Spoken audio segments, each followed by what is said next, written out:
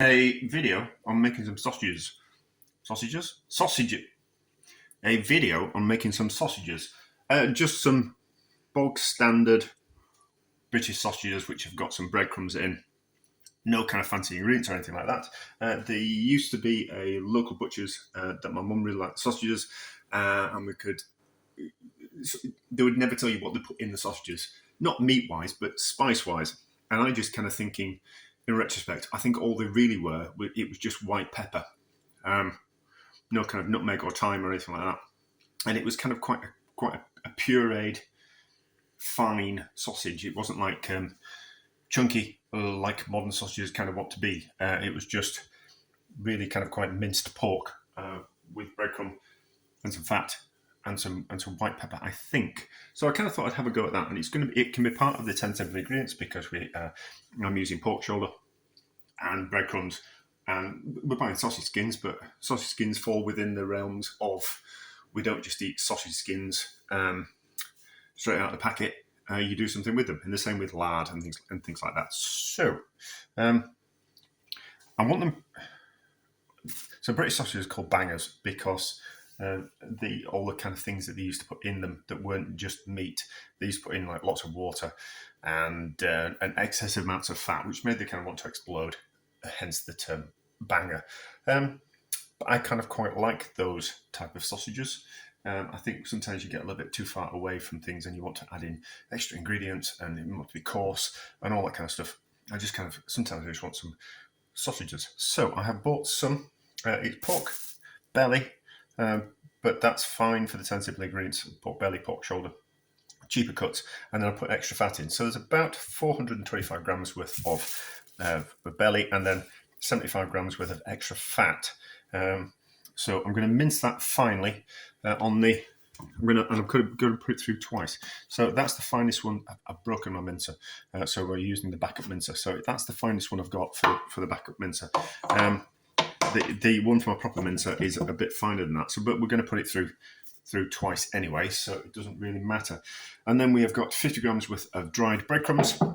And then we're going to put in 100 grams worth of water into the breadcrumbs as well. So we're going to mince the pork. Now that's just some bits of bone. That's not important. And that's just some bits of skin. That's not important. And then there's some spare bits of fat and mince. But they're going to go into something else. That might be part of another video. Might be part of this video. But anyway. So mince that down. Add some water to the breadcrumbs, mix it all together, and then put it through the mincer again. And then I found out that the thing that fits onto my proper mincer that I've broken to make sausages fits on the backup mincer. So we'll be able to have a go at making some sausages that way. We'll just thread on the sausage casings there, and then we'll kind of go. And then we'll kind of see what kind of ratio of pepper and salt we're going to add. So I found a recipe.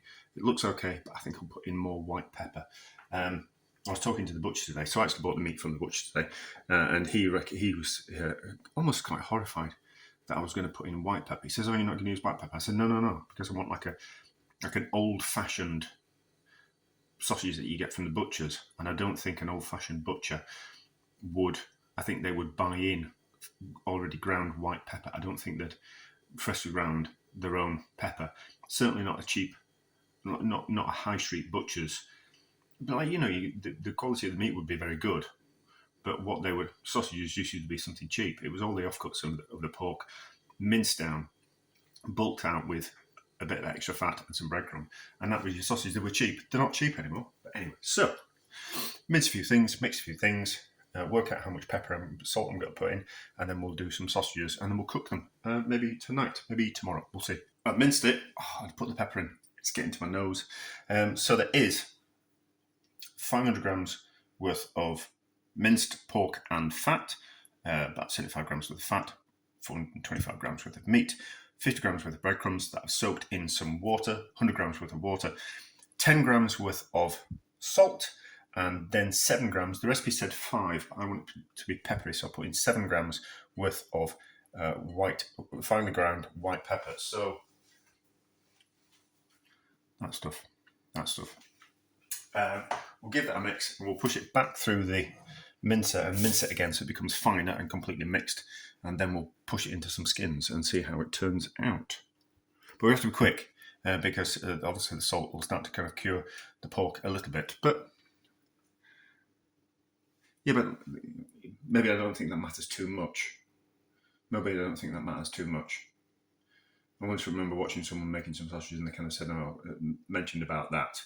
But we're only making such a small batch anyway. Maybe if we're making kilos and kilos of pork, that would be a little bit more important. But we're only making a small batch.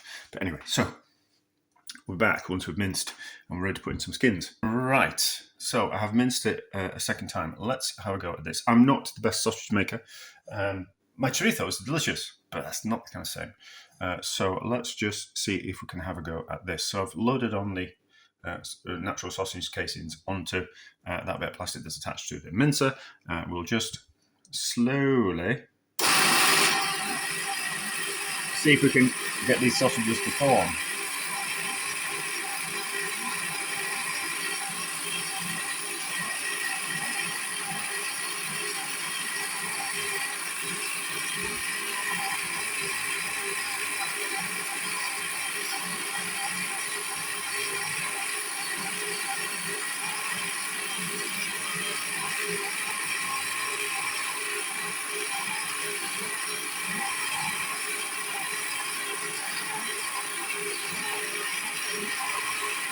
I think what I'll do is I'll push it all the way through and then we'll have a look at forming the sausage like that. Right. We'll just have a play around, that's what I'm saying.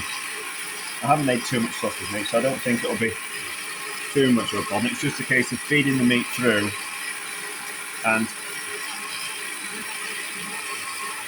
helping it through the skin without making it too overly filled. But we'll see how we go. Just getting my hands covered in mince. Right, so it looks like it's working. This won't be the right way to do it. If you want a proper lesson on making sausages, there will be professionals making sausages. I am not professional anymore.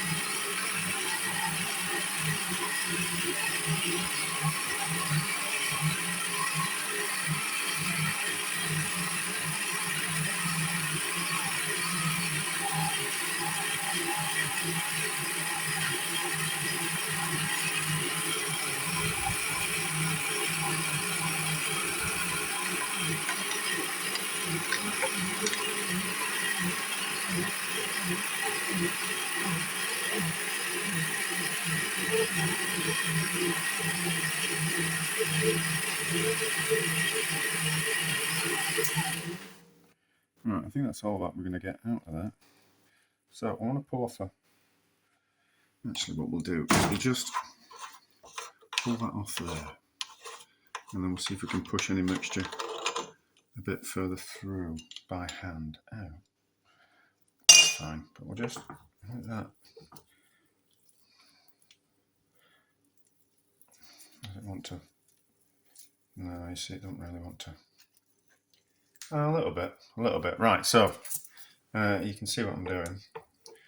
Making a complete mess of things as always. Alright, can we get more mince out of there and push that through? I think we'll be able to, but you don't need to see this, do you? You don't need to see me making a mess of things. Terrible. Absolutely obscene. Absolutely obscene.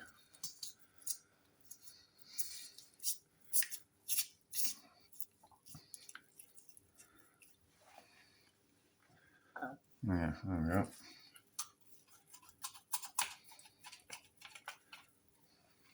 Right. Now we want a long length because we're going to have to make some things in that, aren't we? Yes, so right. Clean myself up a bit and then we're back and we'll see if we can. So I've just moved the sausage meat a bit further down the casing so then we can put some gaps in.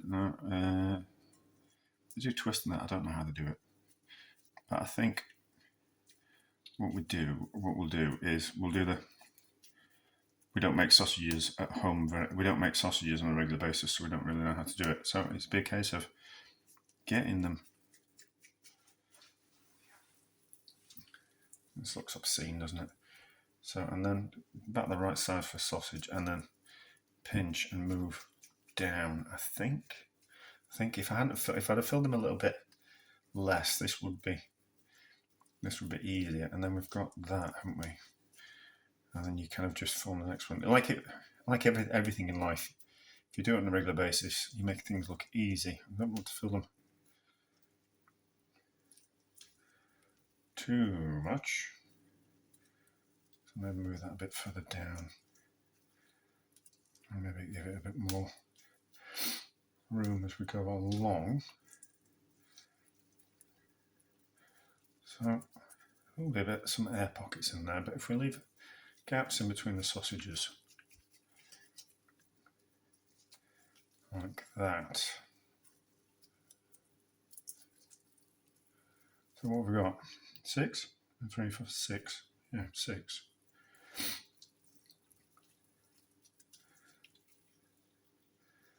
And then I don't know how to do it.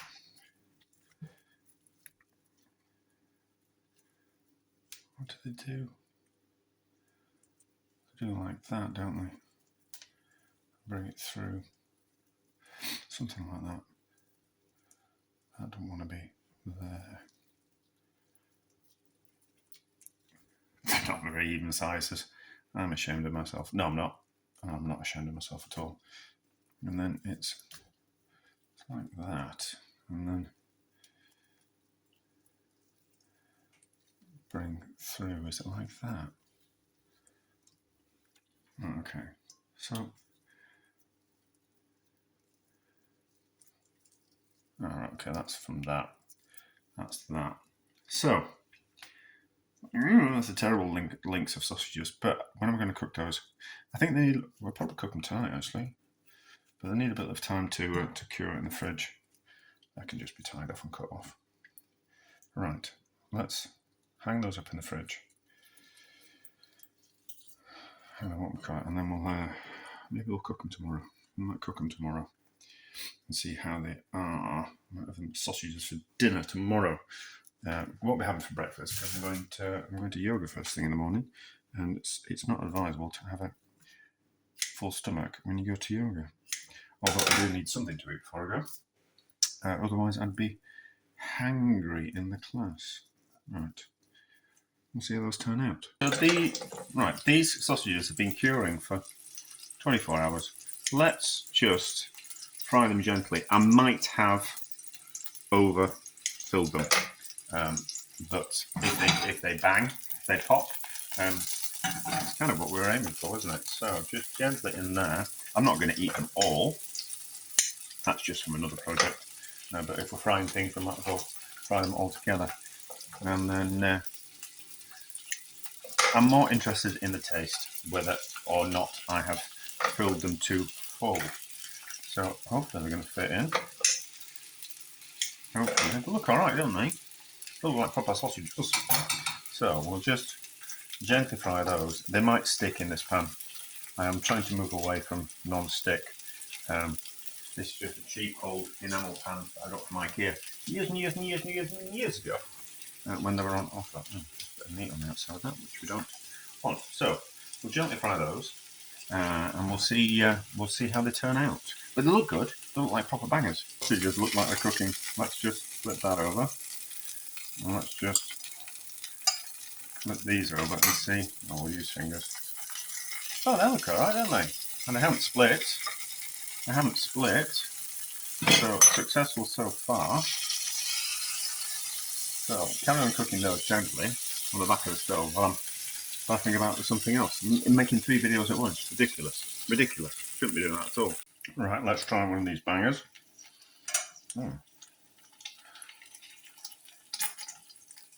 I do like it when they stick to the bottom of the pan and they go like that. All that delicious. It's called fond, isn't it? I discovered that word recently. So, how does it taste? That one's wanted to splurt out at the end. Quite a lot of fat's come out of the sausages. A little bit of juice, but they haven't banged. But how did it taste? Probably could have done to be a bit finer in the mincing, but I haven't got a finer thing for the mincer. I just need to burp. Right, how does it taste?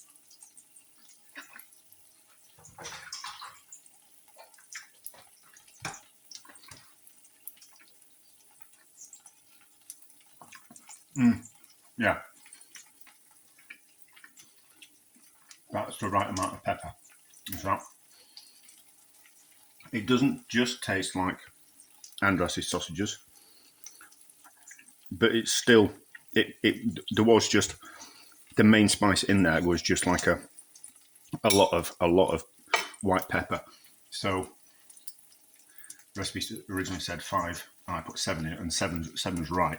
And then I suppose anything else that goes in a sausage, I don't know. I'd have to.